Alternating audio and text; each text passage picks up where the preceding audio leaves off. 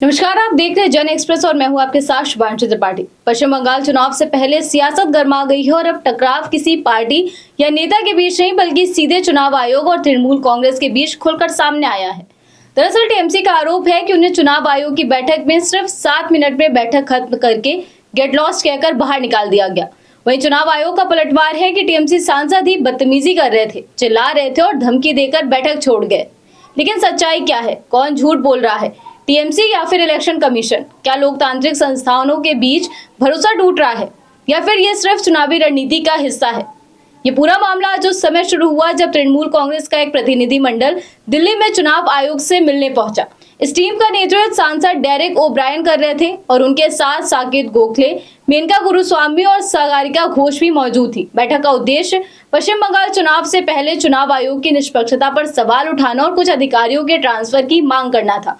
TMC के अनुसार ये बैठक बेहद कम समय में खत्म कर दी गई। पार्टी का दावा है कि बैठक सुबह 10:02 पर शुरू हुई और मात्र 5 मिनट के अंदर यानी 10:07 पर खत्म कर दी गई। वहीं डेरेक ओब्रायन का आरोप है कि जब उन्होंने अधिकारियों के ट्रांसफर और निष्पक्ष चुनाव को लेकर सवाल उठाए तो मुख्य चुनाव आयुक्त ज्ञानेश कुमार ने उन्हें गेट लॉस्ट कहकर बाहर जाने को कह दिया। टीएमसी ने इसे अपमानजनक व्यवहार बताया है और इस पर कड़ी आपत्ति जताई है। टीएमसी नेताओं का ये भी कहना है कि उन्होंने बैठक के दौरान 6 ऐसे उदाहरण पेश किए जिनसे ये संकेत मिलता है कि कुछ चुनाव अधिकारी बीजेपी के साथ जुड़े हुए हैं। उन्होंने कथित तौर पर पश्चिम बंगाल के मुख्य निर्वाचन अधिकारी की कुछ तस्वीरें भी आयोग को दिखाई जिनमें वे बीजेपी नेताओं के साथ नजर आ रहे थे। पार्टी का सवाल है कि ऐसे अधिकारियों का ट्रांसफर क्यों नहीं किया जा रहा, जबकि चुनाव की निष्पक्षता सुनिश्चित करना आयोग की जिम्मेदारी है। इसके साथ ही टीएमसी ने चुनाव आयोग को खुली चुनौती भी दी कि वह इस बैठक की सीसीटीवी फुटेज या ऑडियो रिकॉर्डिंग सार्वजनिक करे ताकि सच्चाई सबके सामने आ सके। पार्टी का कहना है कि अगर आयोग ऐसा नहीं करता है तो ये साफ संकेत होगा कि कुछ न कुछ छिपाया जा रहा है। साकेत गोखले ने भी सोशल मीडिया पर दावा किया कि वे खुद इस बैठक में मौजूद थे और गेट लॉस्ट वाली बात बिल्कुल सही है। For many years we were allowed to do press conferences outside the EC gate. Now we've been down 1000 meters down. All your media people are also not allowed there. Is that the election commission or is it some anyway?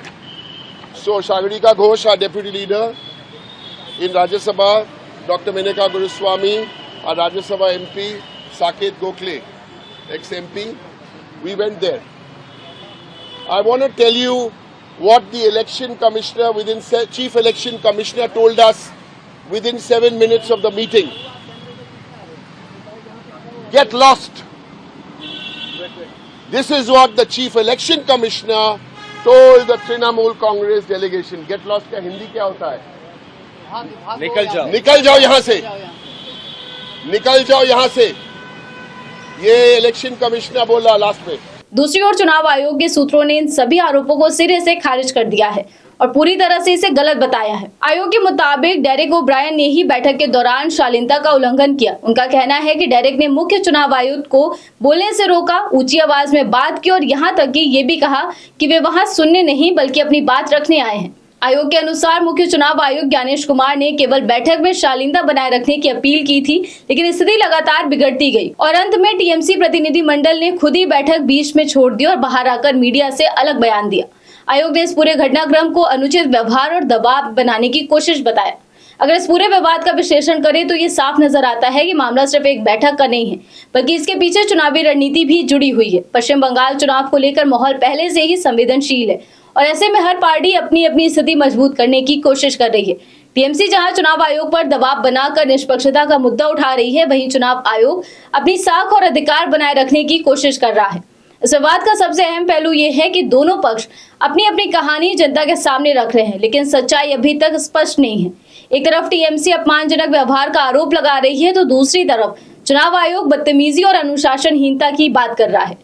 ऐसे में जब तक कोई ठोस सबूत जैसे कि video या ऑडियो रिकॉर्डिंग सामने नहीं आती तब तक ये विवाद आरोप प्रत्यारोप तक ही सीमित रहेगा। आखिर में सवाल यही उठता है कि क्या चुनाव आयोग को पारदर्शिता दिखाते हुए बैठक की रिकॉर्डिंग जारी करना चाहिए या फिर राजनीतिक दलों को भी अपने व्यवहार और भाषा पर नियंत्रण रखना चाहिए।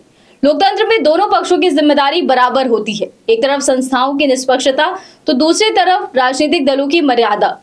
अब देखना ये होगा कि ये विवाद आगे किस दिशा में जाता है और क्या सच्चाई कभी पूरी तरह सामने आ पाती है या नहीं। फिलहाल के लिए बस इतना ही। ऐसी और तमाम खबरों को जानने के लिए आप देखते रहिए जन एक्सप्रेस। धन्यवाद।